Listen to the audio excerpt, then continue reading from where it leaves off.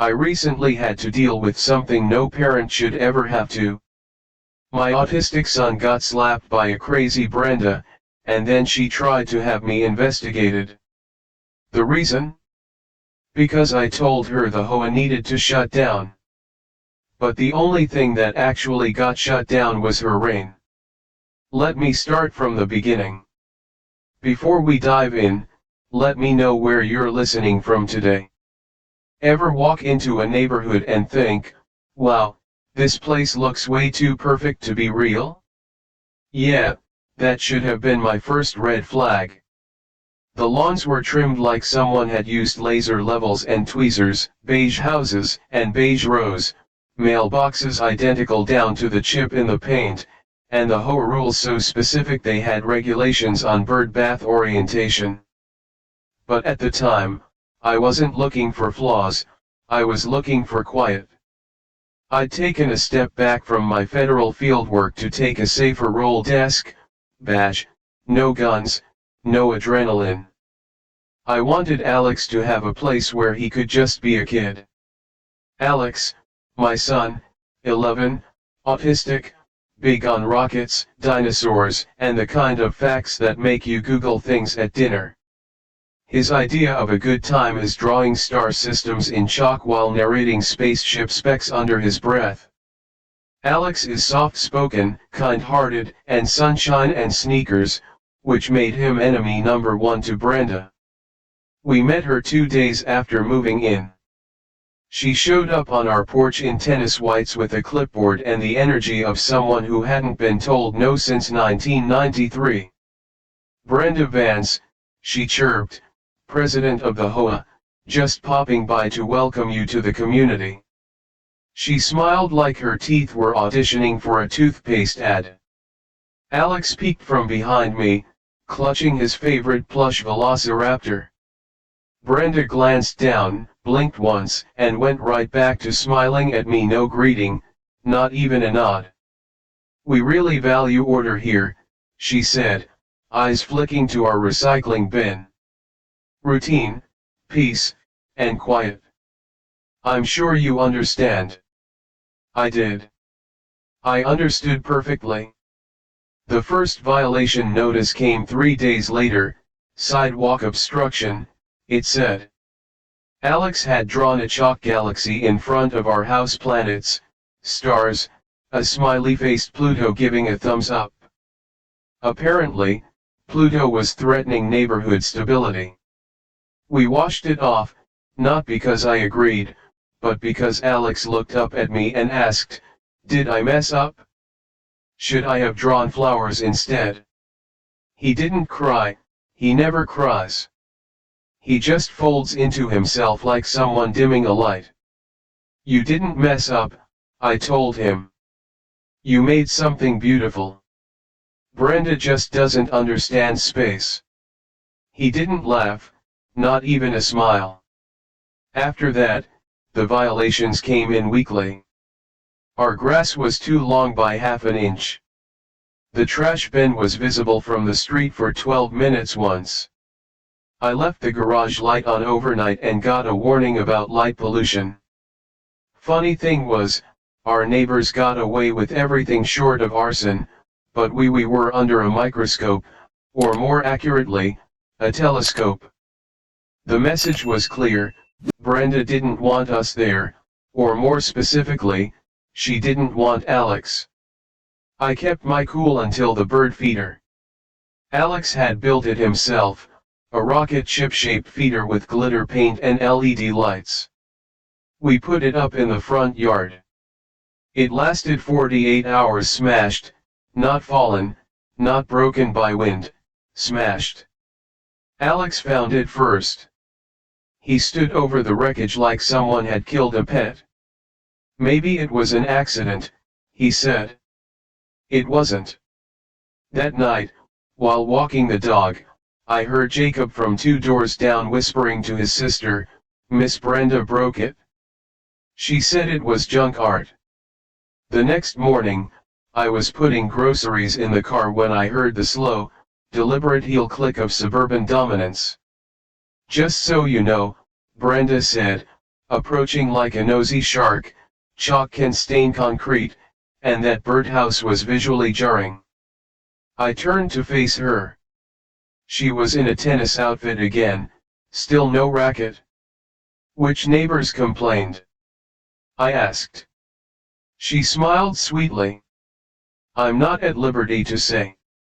Let me guess, I said, you took a neighborhood vote, and you were the entire electorate. Her smile widened. We just prefer predictability. Children like your son can be overstimulating to who? To the community. Alex stepped into the garage behind me. Brenda's eyes twitched. He's quite the energetic one, isn't he? He's a kid. They tend to be. Not all kids, she said, and walked off. That night, Alex asked, why doesn't she like me? I didn't have an answer, not one I wanted him to hear. We played along after that, waved politely, nodded, kept to ourselves. But one day, I caught Brenda standing across the street, watching Alex draw with his chalk. She wasn't annoyed, she looked offended. And that's when I knew this wasn't about lawns or mailboxes or bins.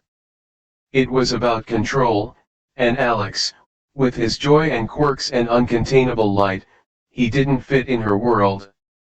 Brenda wasn't winding down, she was winding up. And the next move she made wouldn't target Chalk, it would target him. I told myself it would blow over, that she'd get bored, that this was just a turf war over sidewalk art and grass height. But Brenda hadn't peaked, she was escalating, and next time, she wouldn't send a letter, she'd come for Alex in public, and she wouldn't use her words, she'd use her hands. It started with a mailbox, a dent barely visible, probably from a kid's bike or a delivery driver with the aim of a blindfolded giraffe. Brenda made it a federal case. A letter showed up that afternoon, not an email, a literal folded, sealed document, hand-delivered by one of her many MIHOA volunteers. Dear Mr. My last name, it began, per section 4.7 of the HOA Exterior Uniformity Guidelines, visible damage to community mailboxes must be addressed within 48 hours of discovery. Failure to comply may result in fines or appearance before the board. You'd think I'd crashed a U-Haul into a national monument. I laughed, then I noticed Alex reading over my shoulder. Are we in trouble again? He asked. Again. It broke my heart. That's when I realized how much Brenda was already getting to him. Alex had started keeping tabs on our violations, not because he cared about lawn length, but because every letter from the HOA made him nervous, like we were one infraction away from being kicked out, like he was the problem. He started asking questions like, should I not go outside today? Does Brenda think I'm loud? Do I have to wear shoes on the porch? That last one gutted me. Alex doesn't like shoes, they feel like sandpaper to him. He's all about socks and sensory comfort. But now he was willing to tolerate discomfort just to keep Brenda off our backs. For you, a free like is easy. But for me, it is the greatest support and encouragement. For this video, can you give me one like and one subscription? Thank you very much. That's when I started noticing things I'd missed before, like how Brenda's son, Blake, had developed the kind of smirk you only see in TV villains. He was about a year older than Alex and exactly the kind of kid who peaked in 7th grade and never recovered. Blake rode his scooter past our house every afternoon, and by past, I mean right up onto our driveway. He'd swerve close to Alex, spit a sunflower seed at the sidewalk chalk, and say things like, "You going to cry about that, space boy?" At first, I held back. I told myself it was just tween bravado. Brenda was bad enough, I didn't want to escalate things with her kid too. But then Alex stopped drawing altogether, and one morning I found his chalk hidden in the back of the kitchen junk drawer, like it was contraband. So I walked over to Brenda's house, calm, friendly, full of let's be civil energy. She answered in a silk robe and sunglasses, like she was on set for Desperate Housewives, Hoa edition. "Can I help you?" she asked, flat as week-old soda. "I think your son might be bothering mine," I said. "Just wanted to clear the air before it escalates." "Boys tease," she said. "It builds character. My son is autistic. Maybe he should be homeschooled." That moment, that was the first time I ever had to consciously unclench my fists in a conversation. "Brenda," I said, "if your kid can't keep his scooter on the street, the next call I make will be to the police." She tilted her head. "Are you threatening me?" "No," I said, "I'm warning you." She closed the door in my face, and just like that, the gloves were off. The next week, we got 4 notices from the Hoa, 1 for excessive porch clutter. Alex had left a cardboard model of the Mars rover outside overnight, 1 for decorative lighting not approved. He'd added 2 battery-powered LEDs to his rocket feeder, the replacement version we'd rebuilt together, and 1 for unsupervised minor playing in front yard. This one came with a photo attached. Yeah, Brenda had taken a picture of Alex from across the street, labeled it Exhibit A, and that was the line. I went full dad mode, pulled our ring cam footage, made a spreadsheet, started a file. Brenda didn't realize it yet, but she'd walked straight into an intelligence gathering operation. Alex didn't know any of this was happening behind the scenes. He just knew that his world was shrinking. He started sitting on the porch in silence, no drawing, no books, just watching, waiting, until one afternoon he didn't come inside when I called.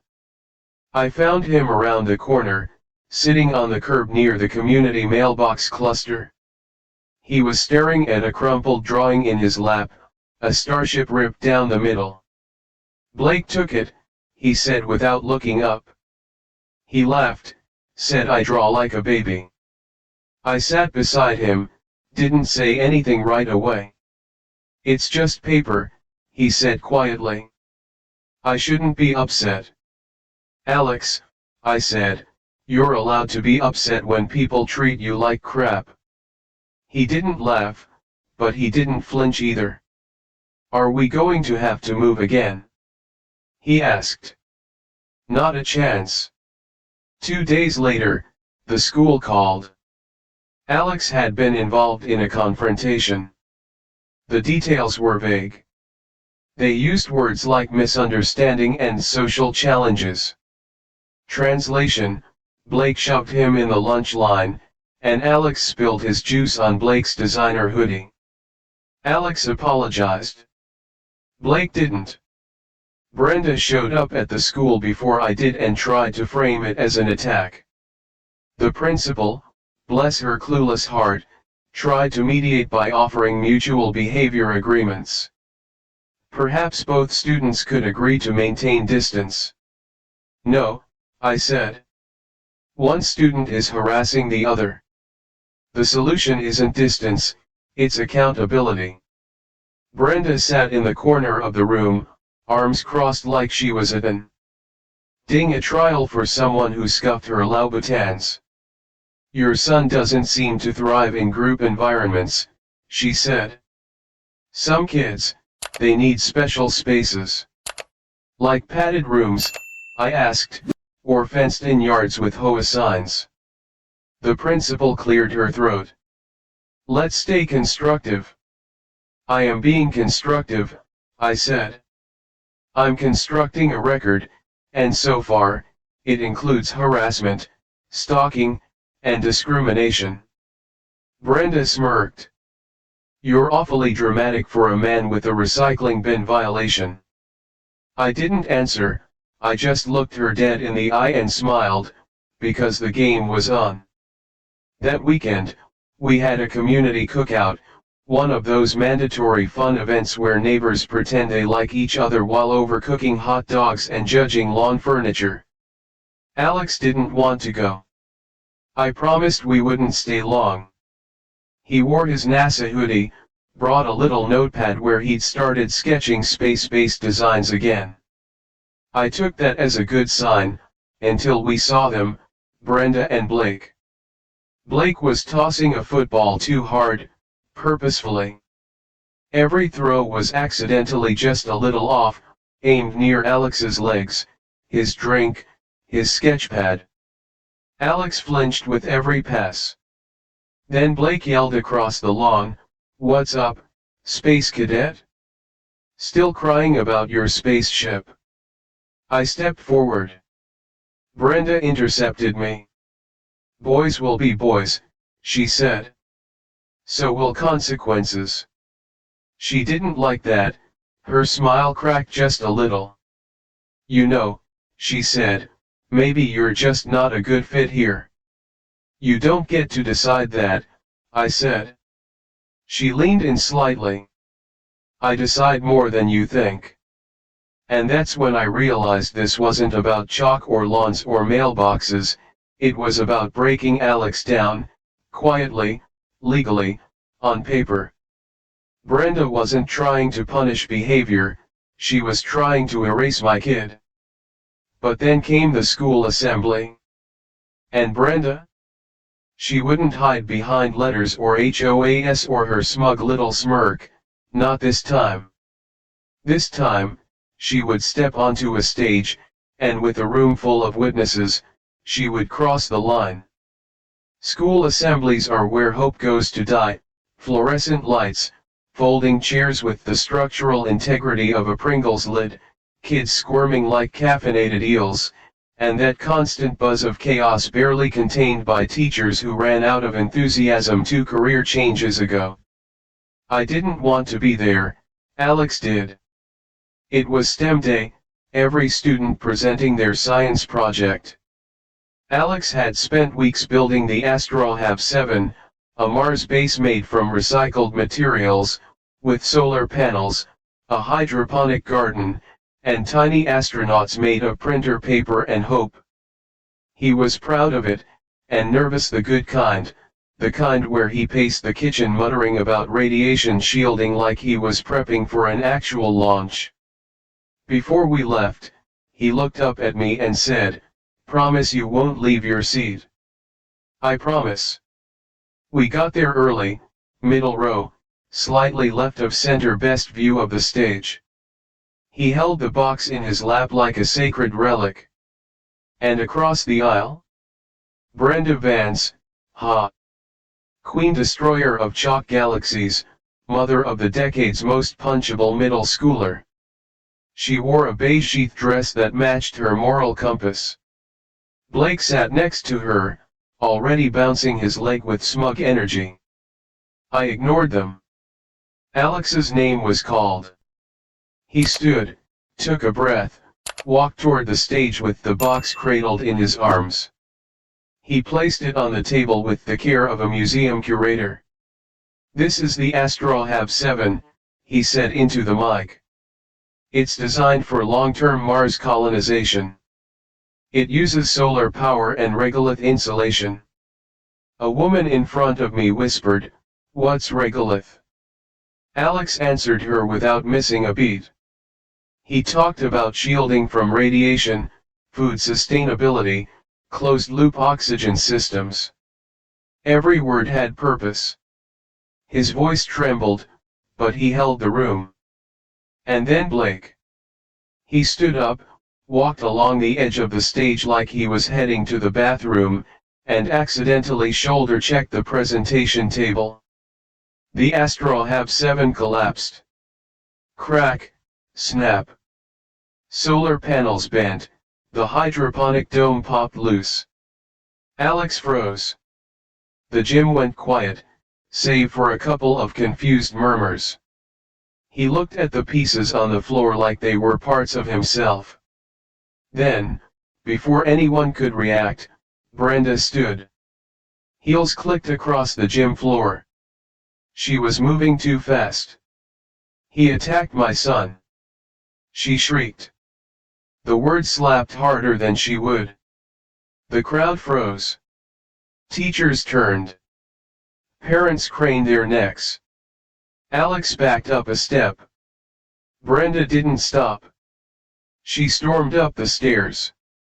Alex tried to say something. I saw his mouth move. Brenda raised her hand. Crack. Her hand snapped across his cheek like a whip. It echoed through the gym like a gavel dropping in a silent courtroom. Alex didn't fall, but he staggered. His note cards dropped. The model lay broken at his feet, and time stopped.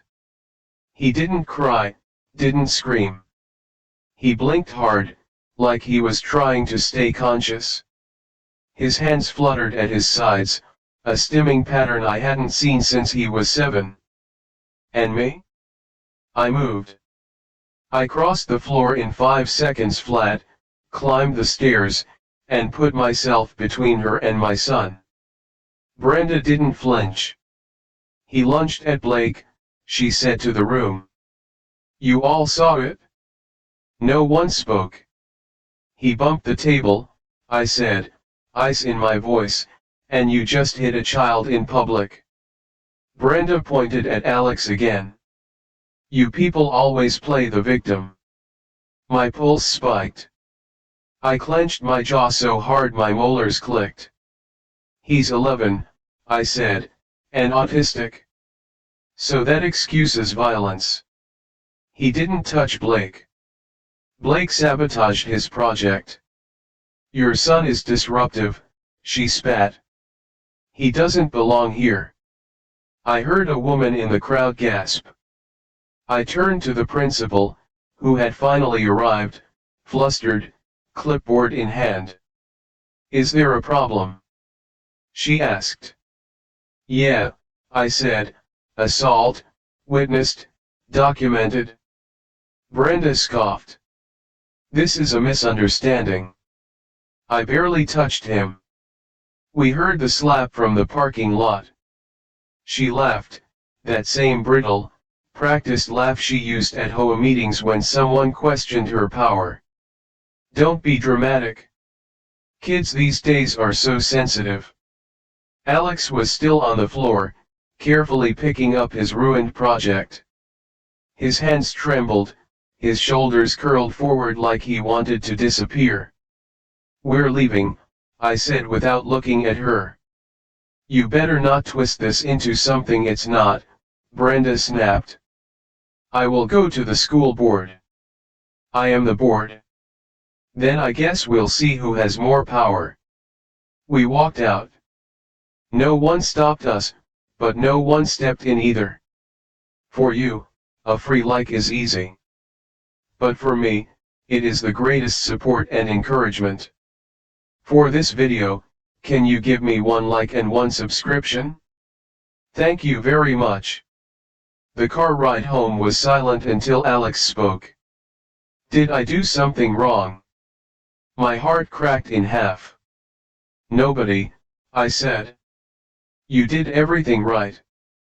He stared out the window, still clutching a bent piece of his model like it could be fixed with enough glue. That night, I filed every report I could. I included video clips, eyewitness quotes, a time-stamped write-up so detailed it could have passed as an FBI memo. The school responded with something worse than denial, they responded with equivocation. We're treating this as a complex interpersonal situation. We're not interested in placing blame. Let's aim for healing. Brenda. She posted about it on the neighborhood page, on the school Facebook group. She painted herself as the victim, claimed Alex threatened Blake and that she intervened as a mother. And the comments? They agreed. She's always been firm but fair. Some kids just aren't cut out for mainstream education. Honestly, I'd have slapped the little brat too. I didn't reply. I didn't comment. I didn't even text back the one mom who messaged me privately to say, "For what it's worth, I thought your son was very brave." Instead, I opened the filing cabinet in my office, pulled out a folder I hadn't touched in 8 years. Inside, my clearance ID, my federal credentials, a black badge clipped to a mat card with a line that said, "Do not photocopy." I laid it on the desk, let it catch the light. Then I opened my laptop, created a new file, Vance Incident 1. And just like that, the line between Dad and Agent blurred. Brenda thought that slap was a win. She thought she'd silenced a child. But what she didn't know was that the man she humiliated had just reactivated a skill set he promised he'd never use again. And when I come for people, I don't start with noise, I start with evidence. There's a moment when you stop being angry and start taking inventory. It's not loud, it's not dramatic, it's not even emotional, it's tactical. That moment came for me the second I opened the drawer, pulled out my badge, and laid it flat on the desk. No more waving at neighbors, no more nodding through Brenda Vance's condescending HOA circulars, no more pretending this was just suburban friction. This was war, and I wasn't just a dad anymore, I was me. Phase 1, identify the pattern. I started where I always do, paper trails. HOA filings, city permit requests, civil case searches, public meeting notes. And wouldn't you know it? Brenda's name read like a sequel, secretary in 2015, vice president in 2016, president every year since. She co-signed budget approvals, parking restrictions, even neighborhood appearance resolutions. Her husband, Richard Vance, owned a shell LLC, nothing flashy, just another name buried in small real estate flips. But then I saw it, 5 properties, all foreclosures, all acquired by Richard's LLC after repeat HOA fines pushed the original owners into desperation. Pressure, punish, profit. Brenda was weaponizing her position to strangle residents until they sold, and Richard swooped in like a vulture in business casual. It wasn't just dirty, it was a business model. Phase 2, gather intel. While Alex slept, I worked. I logged fines, captured screenshots, highlighted HOA clauses next to timestamped ring footage.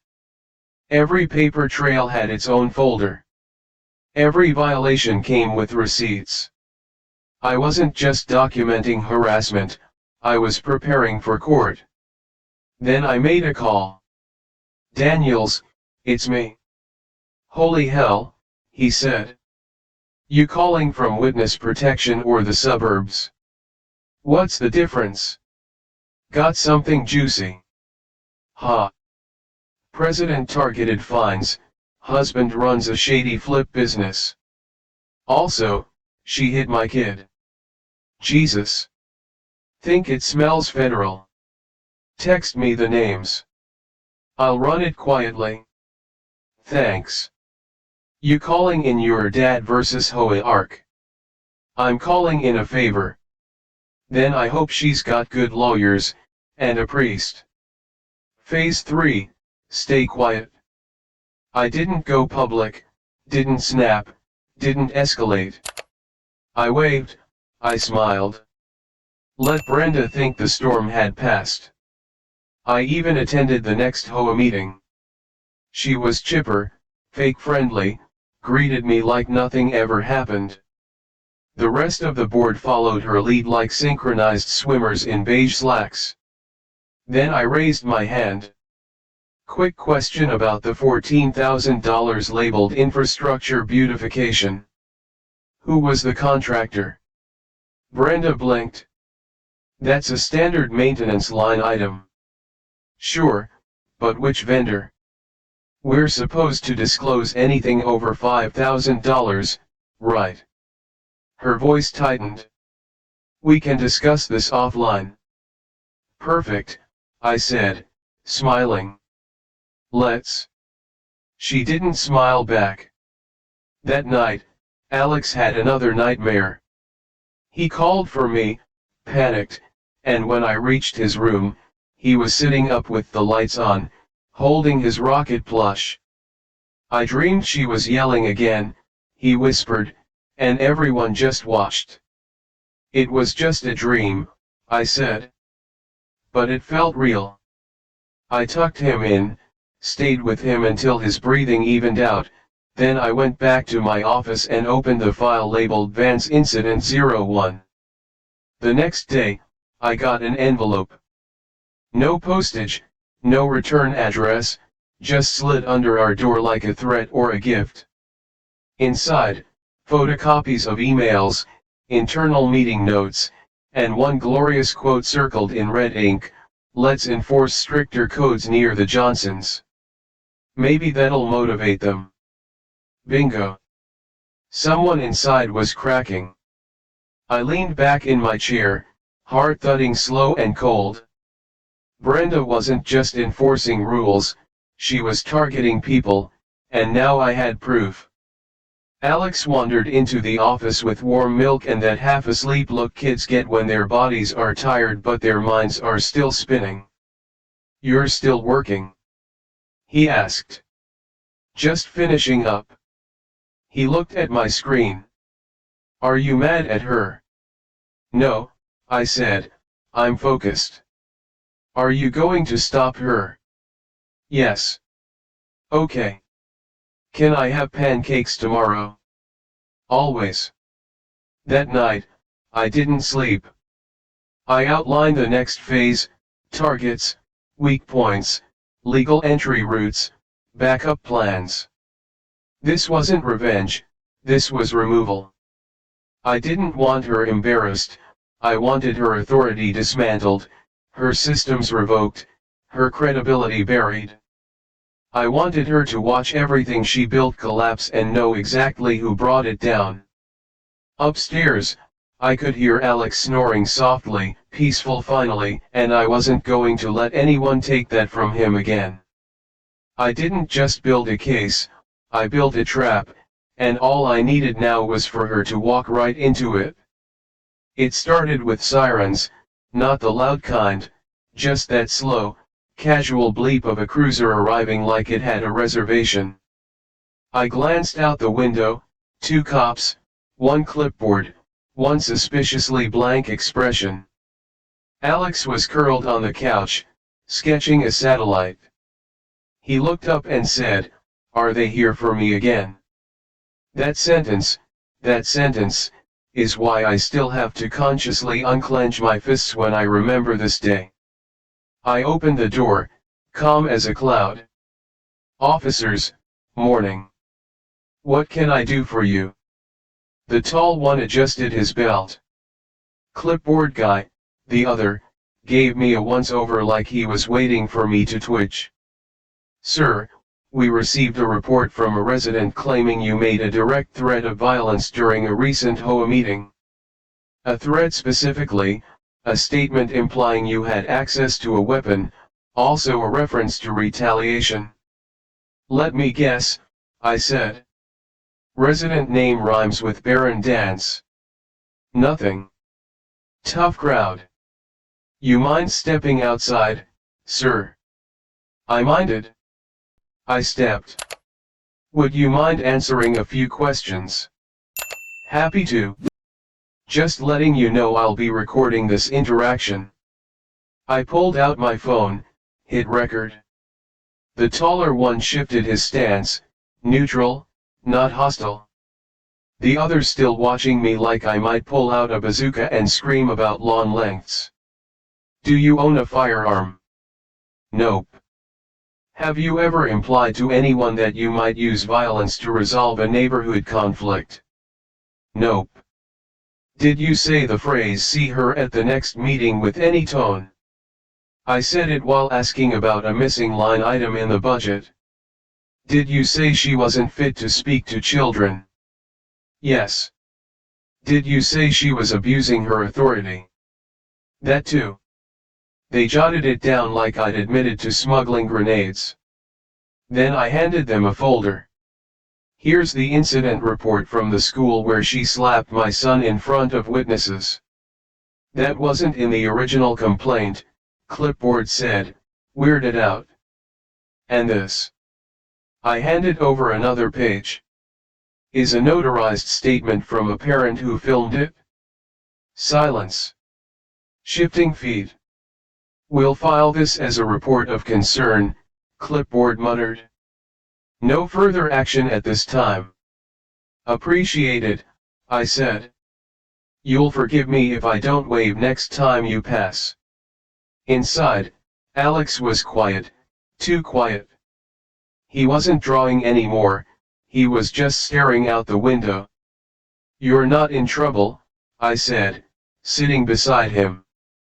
But she keeps sending people. That's what it felt like to him. Not Hoa notices, not neighbors, enemies. And that made me feel something I hadn't felt in years, not anger, resolve. Brenda went full public relations mode that afternoon. She posted on Facebook, "It's terrifying when civility breaks down. I never imagined I'd feel unsafe in my own neighborhood, especially from someone sworn to uphold the law. Thank you to those who've reached out." Comment Secti. On a horror show. He always gave me weird vibes. It's always the quiet ones. I knew there was something off about him. We should call a community meeting about this. Just like that, she'd poisoned the well. She wasn't just trying to ruin my reputation, she was prepping the crowd for something worse. 2 days later, a manila envelope slid under my door. No stamp, no return address. Inside, a printout of an internal Hoa email chain. Subject line, Disruptive Resident Protocol. The contents? Terrifying. Let's begin finding him for aggressive tone based on April's audio. Also, flag the child as unsupervised again. That'll give us a safety clause. Once we hit 3 notices, we can escalate to legal counsel. Premeditated. Coordinated. Cold. I sat there holding that page, jaw locked so tight my teeth ached. I wasn't angry, I was done. There's a difference. For you, a free like is easy. But for me, it is the greatest support and encouragement. For this video, can you give me 1 like and 1 subscription? Thank you very much. That night, I pulled every Hoa violation filed in the last 3 years, created a spreadsheet. Then I made calls to Ms. Delaney, who'd been fined for putting potted plants too close to her steps, to the dad whose daughter's lemonade stand got hit for unlicensed commercial activity, to the veteran who had to take down his flagpole because it wasn't at Hoa approved height. One by one, they told me the same story. Brenda never spoke to me, she just sent letters. I felt like I was being pushed out. 2 nights later, they came to my place, 7 neighbors, 2 bottles of wine, 1 vengeance spreadsheet. She fined me for wind chimes, Ron said. Wind chimes. My wife can't sleep without them. She tried to evict me, Delaney added, because my porch light was yellow instead of white. She said my son's soccer goal violated the lawn symmetry code, another woman muttered. These weren't neighbors anymore, they were co-conspirators. What do we do? Someone asked.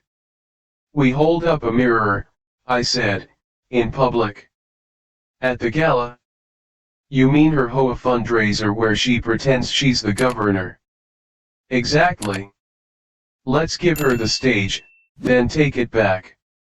The gala was Brenda's crown jewel, wine, speeches, self-congratulatory awards she gave herself under the guise of community recognition. This year's theme? Building a legacy. Yeah, she had no idea. I RSVP'd with a smiley face emoji. Then I made more calls. Daniels, a zoning officer from the county, a reporter I helped 10 years ago who still owed me dinner. I didn't need a megaphone, I needed a fuse and someone else to light it. Alex noticed I was working late. Is it your case? Kind of. Do I get to help you?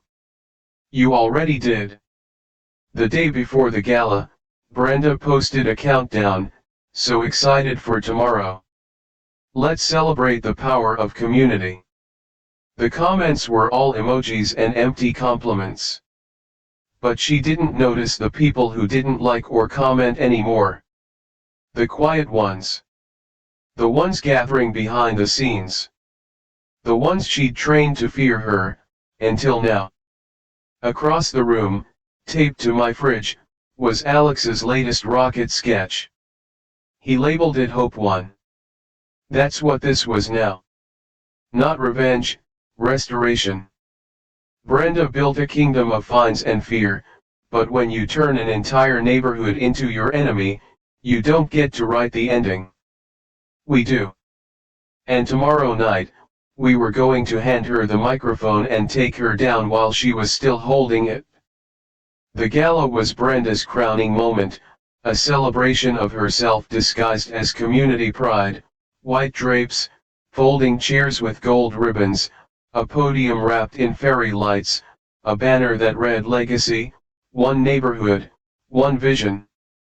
She wore cream silk and the smug stillness of someone who thought HOA bylaws should be etched into stone tablets. She wasn't just dressed for a party, she was dressed for ascension. I wore a blazer, and I brought Alex. You sure? I asked him as we parked outside. Yeah, he said, hugging his sketchpad tight, I want to see her face. Inside, the energy was sour-sweet. Neighbors chatting over wine, fake smiling between bites of catered shrimp.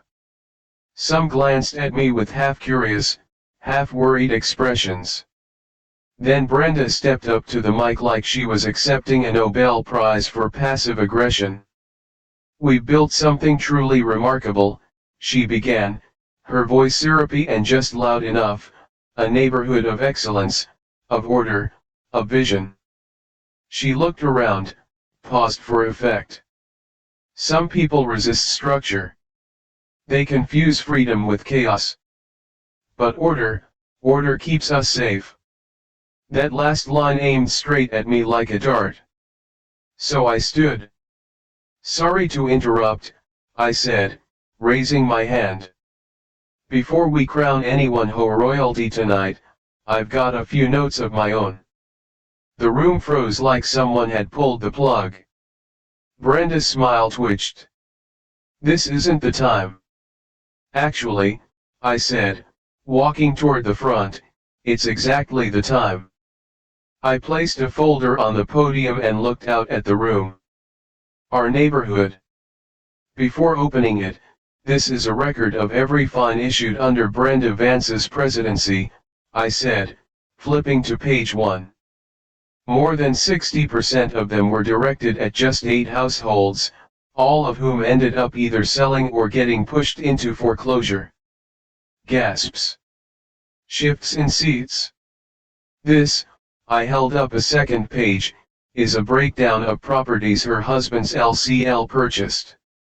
Same homes, same timeline. Murmured, what the hell? And this. I let the final page linger. Is a printed email, verified. It states, and I quote, let's enforce stricter codes near the Johnsons. Maybe that'll motivate them. Brenda lunged forward. This is slander. She barked. You're twisting things. It's documentation, I said coolly. But I get why you'd confuse the two. She reached for the pages, I didn't move. You're all just jealous. She snapped. I built something real here. I made this place better. Then it started. Ms. Delaney, cane in hand, stood up slowly. She fined me for keeping my recycling bin out for 6 minutes past the deadline. Ron followed. She cited us for wind chimes. My wife cried for 2 days. A young mom in the back spoke up. She called my daughter's lemonade stand a non-permitted business. It was a ripple. One by one, people stood, calm, firm, just facts. And Brenda? She backed up, palms out, eyes wide. This is a setup. She shouted. You're all turning on me. Then a new voice cut through. Actually, the woman said, stepping forward, mic in hand, this is journalism. It was the reporter, mic, live crew behind her, cameras rolling. Mrs. Vance, she said, can you confirm the connection between your HOA violations and your husband's real estate acquisitions? Brenda went pale. She turned to flee, only to find a clipboard and badge blocking the door. Brenda Vance, said the county compliance officer. We need to talk now. She didn't finish her speech, didn't make it to the champagne toast, didn't even get to cut the cake. Within 48 hours, the board was dissolved, HOA policy was frozen, fines were reversed, Brenda's name was removed from everything. And Brenda? She left quietly, overnight. No goodbye post, no last meeting, no porch sale, just a for sale sign and silence. A week later, Alex was outside again, drawing. This time, not a rocket, a home. Sidewalk chalk, neon colors, wide windows, and stars in the sky. He looked up at me. She can't stop me anymore. Nope, I said. Not her, not anyone. He smiled. Can I use glitter chalk? Go wild. He did. Fear built her kingdom, the truth brought it down. And now, we were finally free to live in.